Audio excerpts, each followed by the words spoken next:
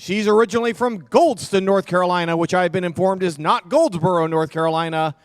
Got her doctorate at UNC Chapel Hill and is the co-founder and lead curator of We Are, which stands for Working to Extend Anti-Racist Education. Please welcome to the stage, Dr. Rhonda Taylor Bullock.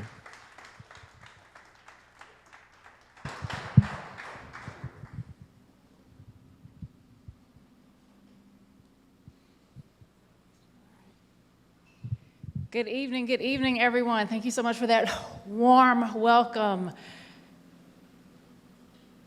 Because Dylan Storm Roof murdered 9 Black people at a church in South Carolina.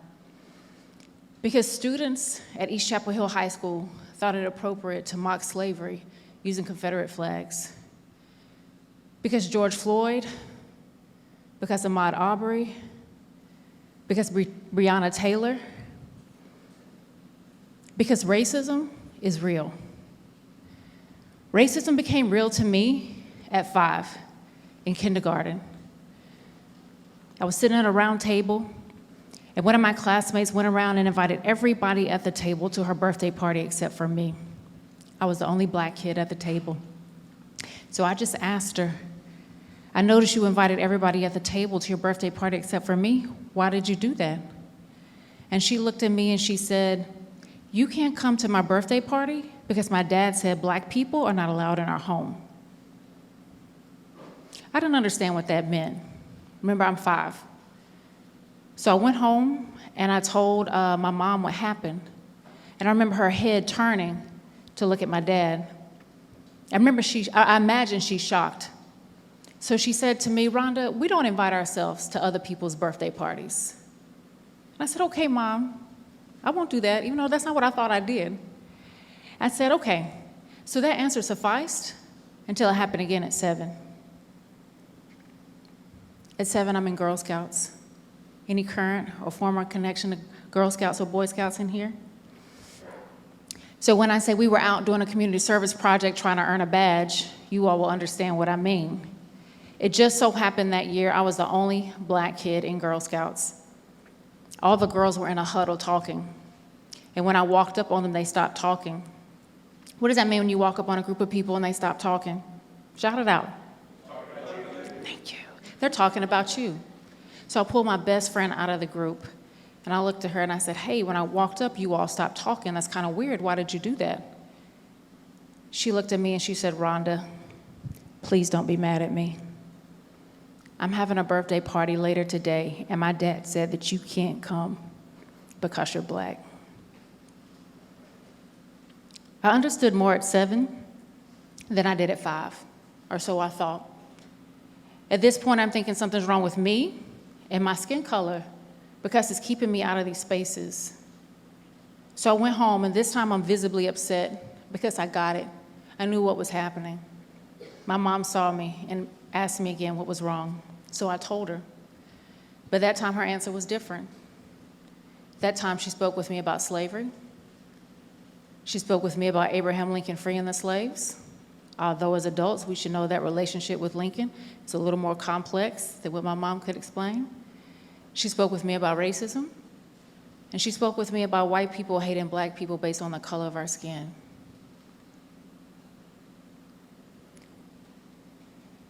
My name is Dr. Rhonda Taylor Bullock. I want you to think about, when did race become real to you? I am the co-founder and lead curator at We Are. We Are stands for Working to Extend Anti-Racist Education. At We Are, we provide anti-racism training for children, families, and educators. We use a 3-pronged approach to dismantle systemic racism in education and beyond by offering summer camps for kids in rising 1st through 5th grade, professional development for educators, and workshops for parents and families. I'm a critical race scholar. I do critical whiteness studies specifically, and I study white children's racial identity construction. And I use what I learn to implement in the work that we do with children, to implement in the work that we do with parents and families, and in the work that we do with educators. A lot of people often ask, how can we support this work that you do? We want to be a part of it. That wasn't always the case when we started back in the spring of 2015. But given everything that has happened in our country, more and more people want to be on the right side of history. They want to join movements. They want to join organizations. They want to be in a community of people fighting for justice, fighting for our health, fighting for our community. These are just a few ways that you can support our work at We Are. Become an advocate. It's free. You can do it. Right now in our country, there is a current movement against critical race theory. There's a current movement against talking about race and racism in schools and our communities.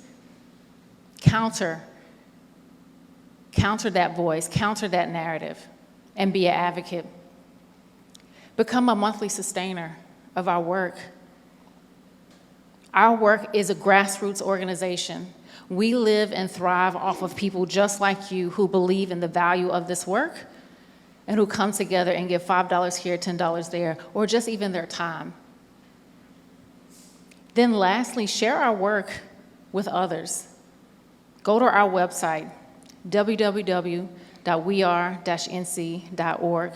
Join the movement, get involved, pass it along to your friends, pass it along to people in your community. This work is important, this work is relevant, this work is personal, and it should be personal to you too. At We Are, we believe that we're the ones we've been waiting for. Thank you so much.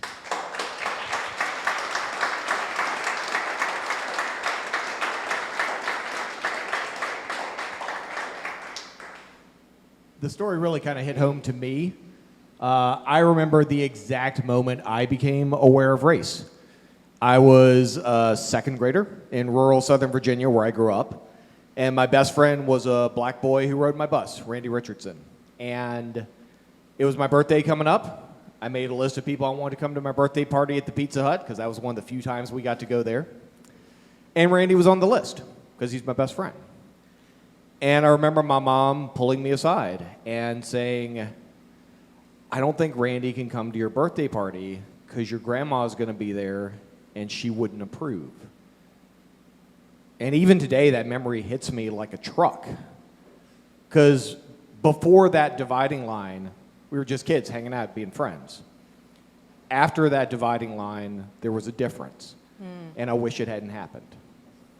But it goes to illustrate that for me, and probably for a lot of you, we have those stories, which is why this is so important. So just a little personal anecdote from me.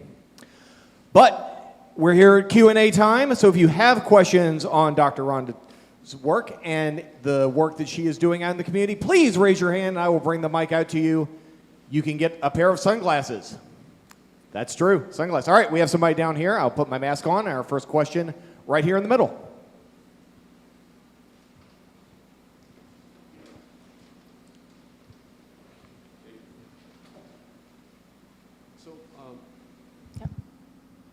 My experience with, is this on? You can hear me? All right. My experience in the past few years seeing the socioculture and how it's changed, I've learned a lot from the quote, it's hard to demonize those with whom you've broken bread. And I've looked to the work of Daryl Davis and other people who have built conversations around those whose ideas one might oppose in order to build consensus and relationships. I always whenever I see projects like this, efforts like this, I like to see what our past ancestors or what other nations and cultures can teach us. So my question to you is, your presentation, I heard words like movement, fight, and counter. Can we look to the past from when we've invited our next generation, our youth, to take part in such activities?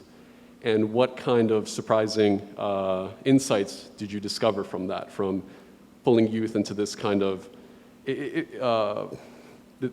dynamic, looking at something with that connotation? Thank you. I've learned so much from the youth. They are inspirational. They give me hope. And they ask hard questions. And then so much of who we are as adults, we've been desensitized to some of the violence that we're currently seeing and experiencing. And sometimes it takes the innocence of a child's question to bring us back to realize how absolutely crazy, horrible, and violent racism and bigotry are.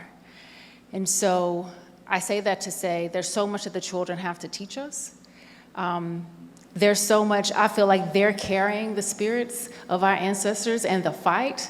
Some of us as adults, we get comfortable with the status quo.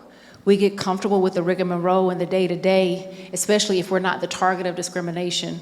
But the children aren't comfortable. They immediately want to join. They want to learn more. They have a lot of questions that some of us have just taken for granted.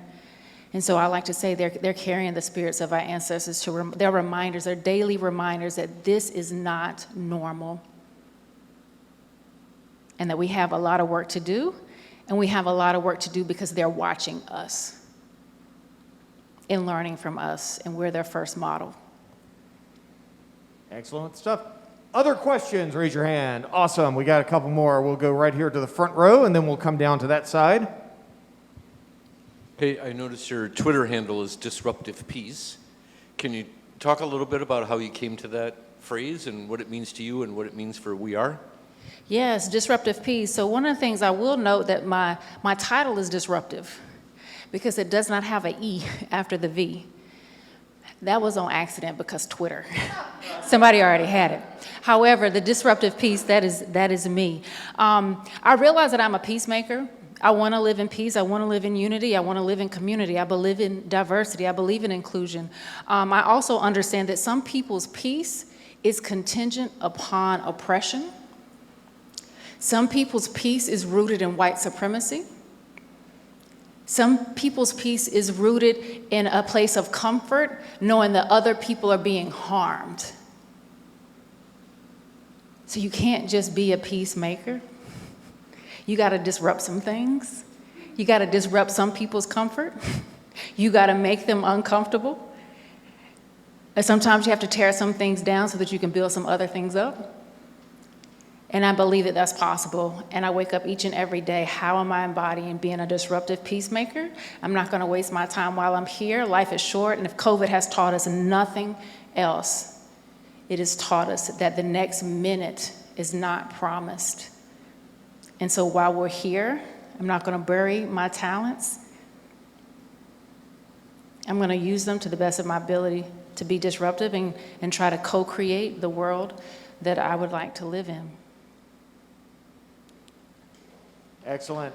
I think we've got time for one more question. One more question, if anybody wants to raise their hand, one more question. Okay, we've got one over here.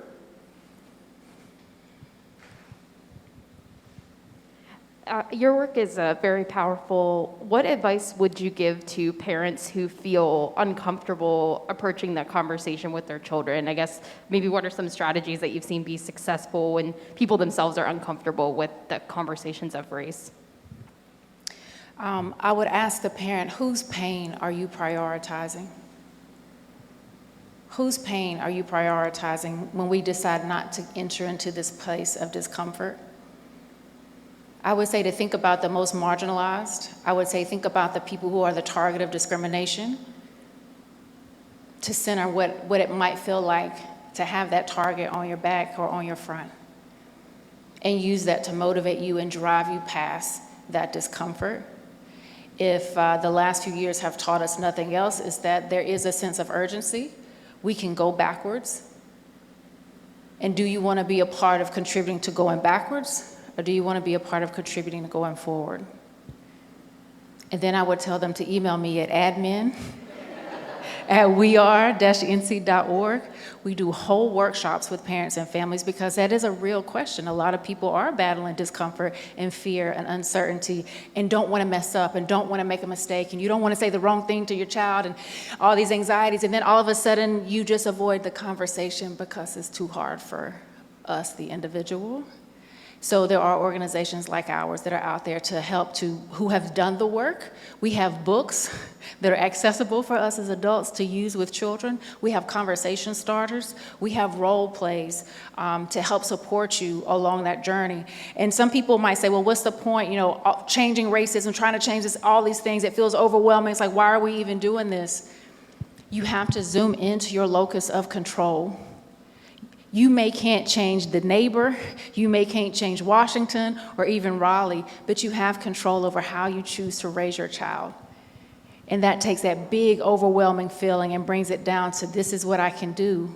I can pour into my child and help my child to develop a healthy racial identity. And that's one of our key things that we do at We Are in working with our children. How do we help children foster healthy racial identities where they have a healthy love of themselves and a healthy love of those from whom they are different? And that's what our work is rooted in. So that's what I would tell that parent. All right, ladies and gentlemen, big hand for Dr. Rhonda Taylor Bullock. Thank you.